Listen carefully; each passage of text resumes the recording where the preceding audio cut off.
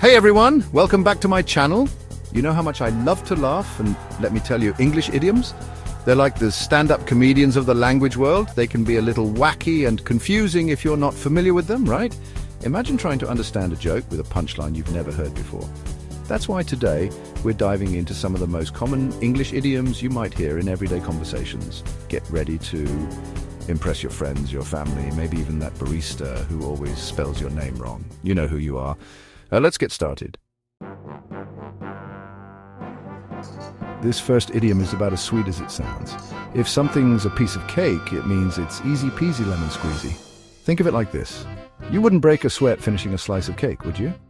Maybe it's acing that history quiz you studied so hard for. Or maybe it's finally figuring out how to use that fancy coffee maker you got for your birthday, you know, the one with like 17 buttons.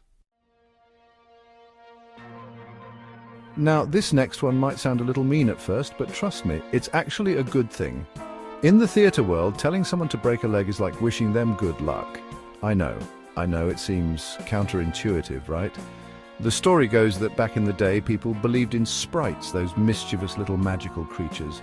And apparently these sprites loved to cause trouble, especially when they heard you wishing for something good to happen. So by saying break a leg, you're basically tricking those sprites into thinking you want the opposite, which, in a weird roundabout way, actually brings good luck. Have you ever seen a blue moon? Me neither! This idiom is all about those things that happen super rarely, like, well, seeing a blue moon. Maybe you only clean your entire house from top to bottom once in a blue moon. Don't worry, I won't judge.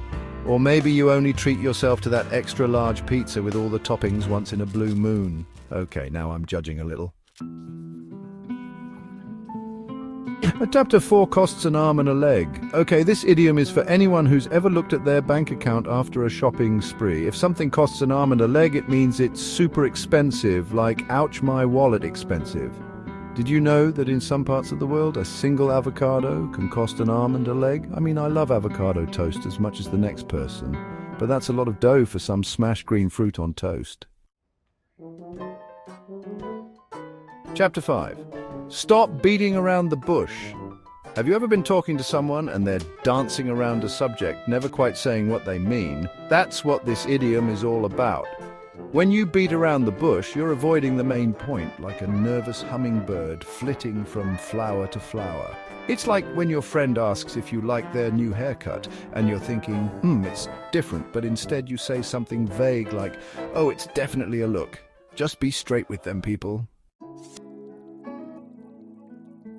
Chapter 6. Feeling under the weather. This idiom is perfect for those days when you're feeling a bit off, you know, like you just want to curl up on the couch with a big bowl of soup and binge watch your favorite show. If you're feeling under the weather, it means you're not feeling your best. Maybe you've got a little sniffle, or maybe you just woke up on the wrong side of the bed. Chapter 7. The ball is in your court. This idiom is all about taking charge. If someone says the ball is in your court, it means it's your turn to make a decision or take action. It's like playing a game of tennis.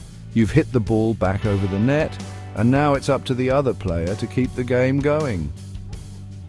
Maybe you're waiting to hear back about a job interview, or maybe you've sent that risky text message to your crush. Either way, the ball is in their court now. Chapter 8. Time to bite the bullet. This idiom isn't exactly pleasant, but sometimes you've got to do what you've got to do. To bite the bullet means to face a difficult or unpleasant situation head on, even if you'd rather hide under the covers and pretend it doesn't exist. Think of it like ripping off a bandage. It's going to sting for a second, but then it's over and done with. Chapter 9. Hit the sack. This last idiom is my kind of idiom. After a long day of, well, anything, sometimes you just need to hit the sack, which is just a fun way of saying go to bed. Think of it like this. Your bed is a big comfy sack of feathers, or memory foam, or whatever you're into, and you're just going to jump in and let it swallow you whole. Ah, sweet dreams. And there you have it. 9 common English idioms that you can start using today. Which one is your favorite? Let us know in the comments below. Don't forget to like, share, and subscribe for more fun and educational content. See you next time.